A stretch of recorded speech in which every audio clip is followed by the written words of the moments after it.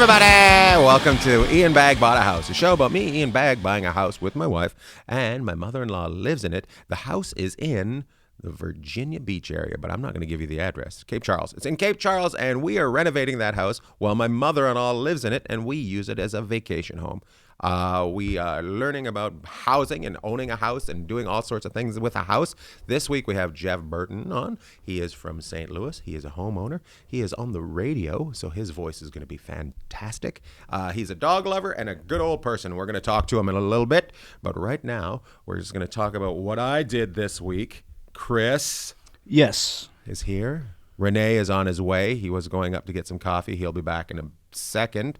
I am a little bit punch drunk because my week was this. Thursday night, I was in Las Vegas. So Wednesday, I drove down to Vegas because I had I had TV first thing in the morning on Thursday. So I went and did TV, Fox TV, not Fox News, Fox TV, with young Jason there. We had a good old time at 7 a.m. And then I had the big show at 10, Ian Bagg After Dark, 10 p.m. Every second week, first Thursday and third Thursday of every month at the old Jimmy Kimmel Comedy Club at the Link Plaza underneath the High Roller ball, which you can get on there and you can be in a Ferris wheel for 45 minutes. So if you got a bad bladder, don't do it. I was under there at 10 p.m.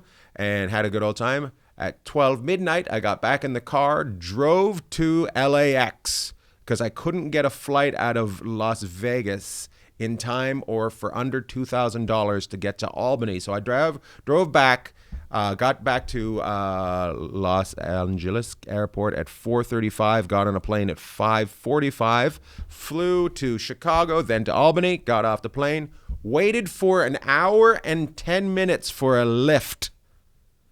Because they had a snowstorm, and I guess people, when there's, they just wouldn't drive. Like, they have the option. Does anybody want to drive? You don't drive. There was like 2 people driving, so I had to wait in line for a lift. It was amazing. So I finally got it, and the lady was really nice. And you know what was really weird about it, Chris?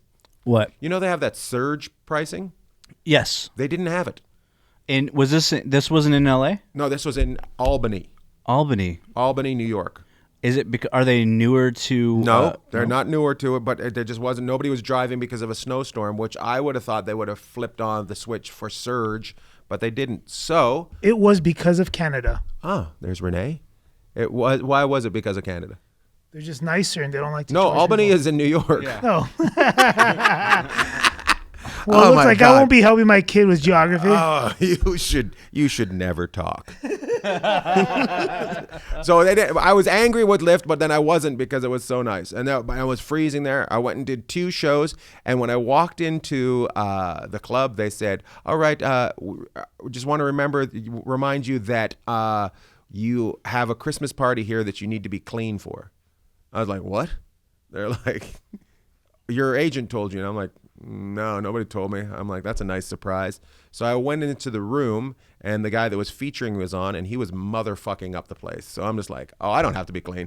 This guy's motherfucking the place up. So I went on there, and we had a good old time. I loved being in Albany because I have a joke about a midget attacking me, and that's where it happened. Have you ever heard this story, Chris? I believe yes, I have heard. You've heard the joke, but you've never heard the story. No. So I'm in Albany, and I did a joke about a midget, and I heard all of a sudden there was a big commotion at the back of the room, and I continued on, and then I was like, "What's going on back there?" And she started yelling at me. She's like, "You can't say that word." And I'm like, "What word?" And she said, "Midget." And I'm like, "How come you can say it?" And then she said, "I'm a midget." And I swear to God, from my view from stage, she looked tall.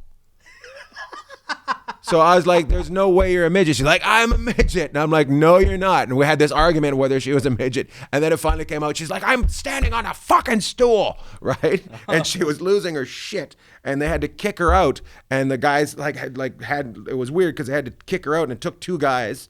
And she's a midget, so it's like one guy's got her little feet and the other guy's got her like in the torso, and they get her out, and she got away, and she jumped up on the bar and was running through the funny bone on the bar, telling people not to go to the show, that I was an asshole.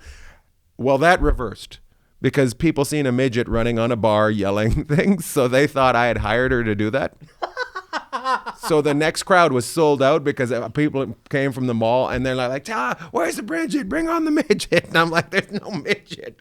So anyways, I got a joke out of it, but I was a legend with the people that work there because 4 years ago, I created this havoc. And then I got in a car on Sunday and drove up to Toronto with my friend Jesse Ralph, who is Jim Ralph's son, who came down and did some guest sets on my show in Albany and did great. And he's very funny.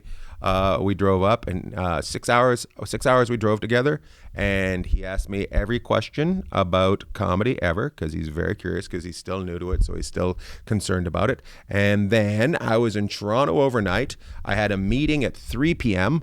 on Monday, went to that for an hour, then went to the airport, got on a plane, and came home. And here we are.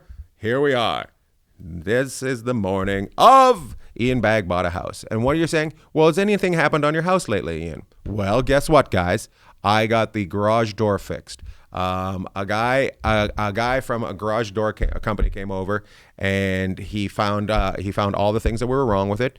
$300 later, which isn't too bad, I think, because there's also a $60 service fee, right? And then it was $240 more, and he fixed everything, and he's running. And I just want to thank them. He's actually going to come on the show.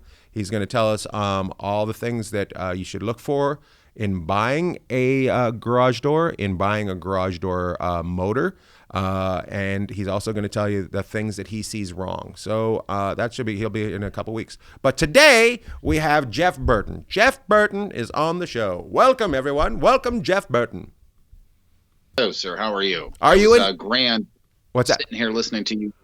It was just grand sitting here listening to you just spout on there. That was awesome. You must have been like so bored. You must have been like, oh my God, this guy is just a fucking douche. To tell the people. Sorry? I'm losing you. Hi, hello. No, tell the people. I'm telling the people who you are. Your name is Jeff Burton. Okay, you're on the radio. How did you end up on the Riz show? The Riz show, that's a hell of a story. I was working at that particular radio station, The Point, at the time of a budget cut. I was doing afternoons with another guy, and we had all been friends. We'd all known each other for a long time. So I left there, and then Tony Patrico, the guy you were talking about that has the Stanley Cup ring now, right? He and I were working for a local minor league hockey team. I was doing the PA stuff, and he was doing like in-crowd stuff and music things, nice. Like he did with the Blues. So we kept in touch, and then when there was a change on the morning show, Riz had Tony reach out to me and say, hey, why don't you come on in and let's see if there's some sort of chemistry. And in May, I think that'll be like 6 years ago. So it's pretty strong. It's a fun show to be on. Tell the guys, there's like 5 of you, right? Is it 5? Yeah. There's 5 of us, and it's one of those stereotypical perfect castings that just kind of fell together. Like there's Riz, who's the ringleader. He's been at the station for like 15 years, something like that. So he was already there. Tony had joined him previously to any of us as kind of an phone answer producer guy before the huge role he has now. And then there's Moon, who's the local musician. And I'm sorry, the musician. That's disrespectful to say. The guy's traveled the world and sold millions of records. Right. So he's on the show as well. And then myself, who's, I was one of the first year of The Point being around, I was hired. But the joke with me is you can't fire me until you hire me. So that's me. I'm the old guy on the show. Nice. And then the newest member, you've met King Scott, the guy with the long red hair. Do you remember him? Have I met him? 38-year-old virgin. No way. By choice. Yeah, by choice. And he finally got engaged to a girl that he's been seeing for a while. They met at church, the church she works at. She's completely on the same board as him as far as premarital sex. So it makes for great radio, that's for sure. When they get married, they're just gonna be sore for days. 38 years. He's gonna off a week off just to recover. It's funny because we use it on the show, obviously. But to get to your point, the cool thing about it, we're all so different, but we work our dicks off before the show so that we can just sit and chat, just like your show is, just like your podcast is. it's just a conversation. And I think that's what people really like. It is. It's great to go in because everybody's fun. You know, like you guys. Sometimes I'll go into a radio station and they're mad that you're there and they don't think you're funny and they don't want you there. But you guys are just, you embrace the comedian that comes in and you have a good time with them and you tease them. You made me feel like I was just part of you guys instantly. So, and I'm sure you do it with everybody that comes in. So. We love about comedians like yourself who quote unquote get it is you come in and just be Ian Bagg. You don't need to come in and put down a notebook and start doing material. You just come in and bullshit and be a part of the conversation. And that's the way it works best for you. It helps you sell tickets and helps us people, have more listeners. So it's win-win when you get it like you do. It helps me sell tickets, yet I haven't been back to the clubs there in 2 years. Anyways, let's move on from that. So you own a house. What made you buy the house that you live in? Was there something that stood out the most? I'm going to be 100% honest with you, and you can ask anybody that I've told this a million times, so it's 100% true. The address. The numbers are 6'9", and I know that's a child thing. I get it. I know I'm a teenage boy when I say that. How many 6'9"s? How many 6'9"s are there? There's just one of each. Just is it 6'9"? No, it's just 6'9". That's all it is. That's it. That's just 6'9". You're just like, we're taking that house. That's it. And so we were living in the city, and when we decided to have, a second child, we decided to stop playing Guess the Caliber and get out of the city and come to the county. We'd seen a couple other houses, and then the real estate agent said, well, I have one in Eureka. And I thought, oh, that's way too far away. No way. She said, Jeff, the street address is 6'9". I said, all right, let's go see it. So we went and saw it, and we've been here. You think you wouldn't have any kids with your love of 6'9"? I know. I don't know if you know how it works. It's got a 6'6". Apparently, I'm doing one or the other wrong. I'm not sure. I love it. What is the biggest thing that you've done to the house so far? Man, I tell you what, it's so funny because right around the time that I really started listening to your podcast daily, this happened. I authored a children's book a little while ago, and last May, I think it was, I was doing a signing just right down the street. And everybody else was out of the house except for my youngest daughter. And being a teenager, God love her, she was asleep at like noon, and water pipe burst underneath the sink in the kitchen, which it's a bi-level. So she was upstairs, although everything else is downstairs. Right. So water spewed out of the pipe for about an hour and a half while she was sleeping. Nice. No idea, and she woke up just in a panic, and everybody else was at the book signing. So we're all like, it's okay. We'll shut the water off. She's like, no, you don't realize. And it was like about 1.5 inches of water downstairs in my lower level. So to your point, I had to have the entire lower level, which was TV room, fireplace room, dining room, and kitchen all gutted all the way to the cement and bare walls.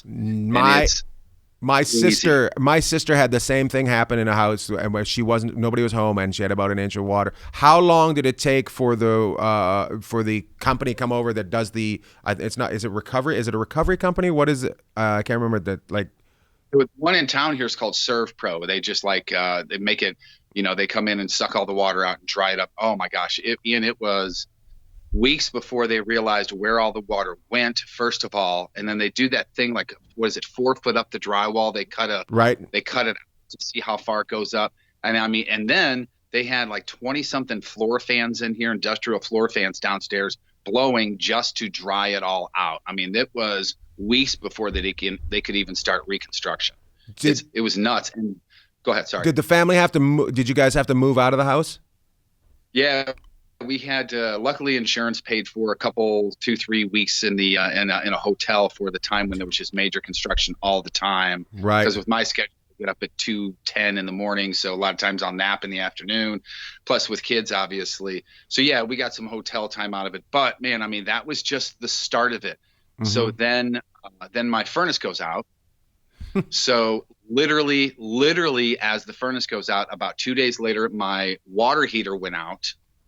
Once it starts, bro.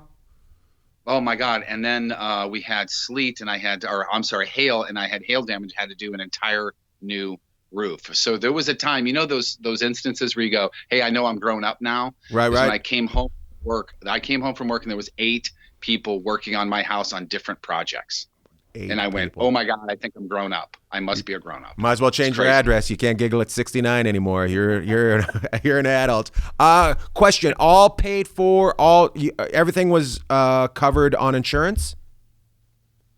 Yeah, everything on that is covered in insurance, but they cover you for the price of what it was/is. So in other words, if we had not so cool countertops, they'll pay us for not so cool countertops. But hey, we're already getting the free countertops, so we might as well upgrade to granite or whatever. So you did some upgrades.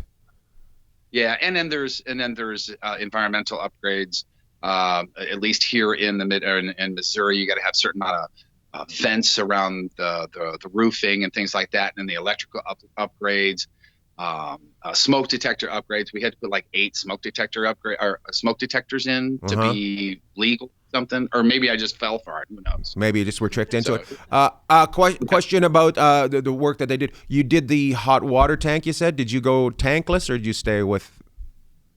No, I stayed with the tank because on the tank I had it was still under warranty, the actual machine itself. But we've just been talking on the show recently about how everybody says the tankless is just amazing. Do you have that, or we have the tankless out there, and it's amazing. Yes, it is. It's and with kids and a family, it's endless hot water, so you would never run out. I'm sure you guys have a tendency to overlap, and sometimes somebody doesn't get any hot water. Yeah, a little bit, and as the only male in the building, I always, it's always my fault, or at least I hear it. So right, and with a teenager, they're not known for showering quickly. So tankless is the way to go. What insurance company did you have did you enjoy working with them, or were they a problem? And I wish I could remember who they were, to be honest with you. But yeah, they were great. Other than it was right after hail, a lot of hail damage, so it took a while to get some answers here and there. But I think a lot of people had it. Yeah, I think it was just more of a glut of business, if you will. But no, they were great. They were fantastic, as far as I could tell. The everything that everybody did. There's a couple instances with the paint here and there, but if you're going through a house renovation, everything is definitely not smooth. But the way we looked at it, it took 4 or 5 months or whatever it was, but we got a new lower level out of it and a new roof out of it. So we're cool. Insurance is important. I know people they fight it, but insurance and going with the proper insurance company is the way to go. If you have somebody that has had a problem, you should talk to them and see how their insurance company dealt with it. Just don't pick the cheapest one. Don't go with the general with Shaq. Just go. Pick the one that people recommend. So yeah, that's that. To me, the right insurance company is nothing but customer service anyway, because it's not like the guy that you ordered the insurance with is going to come here with a hammer and start doing the work. The insurance company is merely the customer service. Nice. Back to I'm gonna ask you a couple more house questions, and then I want to talk about the children's books and let people know how to get it. What would you like to do to your house? Is there something a project that you would? Yeah, the biggest thing that we've talked about doing lately is the carpet, because upstairs where the bedrooms are and a couple of bathrooms, that's all carpet, and it's just we've raised 2 kids and about 6 or 7 dogs throughout the years here, so it kind of looks like it and it acts like it and it feels like it. So you can do all the cleaning you want. The next thing I want to do is just rip that out. Would you put carpets again, or would you go with some sort of flooring? No, I think I would just go with some sort of flooring, because there's been hardwood downstairs for years, or ever since I moved in. So I think I would go hardwood up here too. It's just easier to clean. The oldest is got some allergies with the dog, so it's easier to get it out of there too. So I'm surprised. I'm really surprised. I don't know how carpet ever came about with everything. I get it maybe for businesses, but for a home, I just back in when I was a kid. Shag carpet was huge, and it's just like, how does this ever? It's like it's like a big bush. I just don't like it. Yeah. I was going to make the same comparison, first of all, but also I think it just seemed warmer, or at least growing up, it seemed warmer because you spend time rolling around on the ground as a kid, maybe, and the carpet seems warmer. I don't know. Who knows? Maybe just 70s. Well, I love it. I love you coming on and talking about your house and giving us some point of view about insurance and things that have to be done. And when things go wrong, it does take some time. So don't expect everything immediately. And have a good insurance agent. They pick who does your work, right? You don't get to pick your contractor, right? So yeah, correct. And then why would you piss off the waiter or waitress who hasn't brought your food yet? It's the same thing. The guy's going to be working on your house. Don't piss him off. Just be cool. And like you said, just be nice. No things happen. Yeah. It's going to be okay. The big thing about owning a house is realizing that things are going to happen. You don't know when they're going to happen. You can try to get in front of them, but something else is going to fucking punch you in the face. Yeah. Nice. We're all used to spending money on things and being able to hold it in your hand. But when you spend however many $1,000s on a hot water heater, well, just sitting in the corner over there, but you have to have it. So nice. So tell us about your children's book.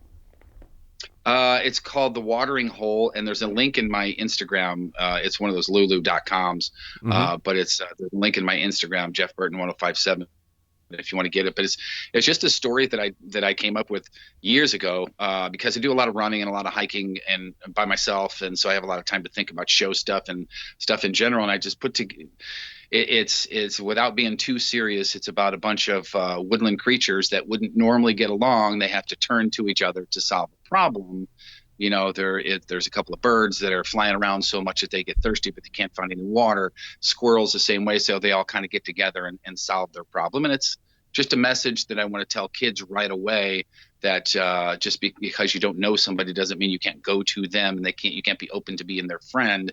And I've read this book in a lot of grade schools, and every single kid just gets it right away, and it's really neat to see. It's very gratifying. That's great. Awesome. Congratulations. And I think you should probably read that book to adults because we seem to all be fighting each other and not getting along because somebody has a little bit of a different idea right now.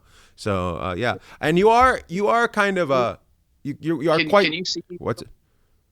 Can you see me? Yes, I can see you. Okay. Speaking of endeavors, I got on. Yes. That's awesome. Yeah. Thanks for my favorite too. Thanks for support. I was going to say you're a huge animal lover and you're always out with your dogs hiking and running around and stuff. How many dogs do you have right now? Oh, there's one right there. That's Eloise. That's the one that goes into the woods with me all the time. We're down to 2, unfortunately. We still have Bailey, who's about an 8-year-old cockapoo. I always remember that she's a cockapoo because when we got her, I told my daughters that they had to say penis poo and not cockapoo. That's because that was just weird. and then we just put down about 11-year-old. I believe she was a golden doodle named Lola, who was a pretty awesome dog. So were they all rescues or? This one Eloise was or is. Bailey is. Lola was not. But these two definitely. Yeah, they're the best. They're the best. You got it. If you get one. A lot of people you can't get a designer dog. You can't get a designer. Well, at the end of the day, they're just dogs too, right? So they're going to need a home too. I pretend that I paid a ransom for Pearl, that she was being held hostage, and I paid that ransom. But Lou we got from the pound because there's so many dogs out there that need homes, and yeah, I love seeing people that love dogs. And have you always been a runner? Like you seemed like a long distance runner? Is that?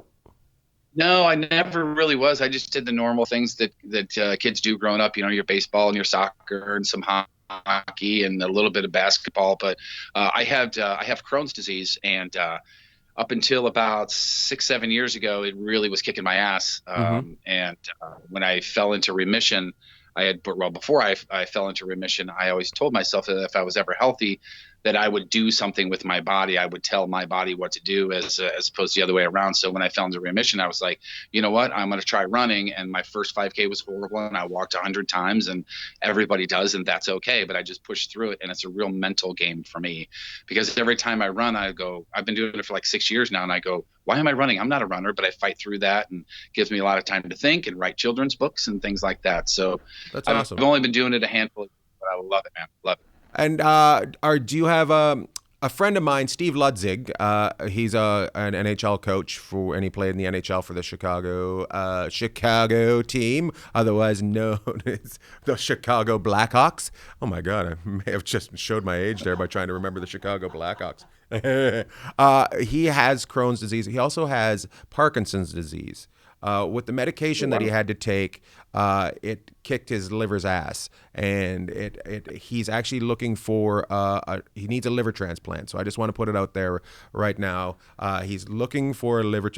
You're able to donate a little piece of your liver. He has a certain blood type. If people can go to my Facebook page or my Twitter account or my Instagram, I've reposted that, and my friend Jim Ralph has the same repost there. So we're trying to find a liver transplant for Steve Ludzig, a great Canadian who's helped many people. They've started a thing for Parkinson's in the Niagara area in Canada. It's what they've done is taken a building, and people live there and they rehabilitate and try to help people the best who are dealing with this Parkinson's disease. And he's raised a ton of money for them, and he needs help now. So I just want to put that out there.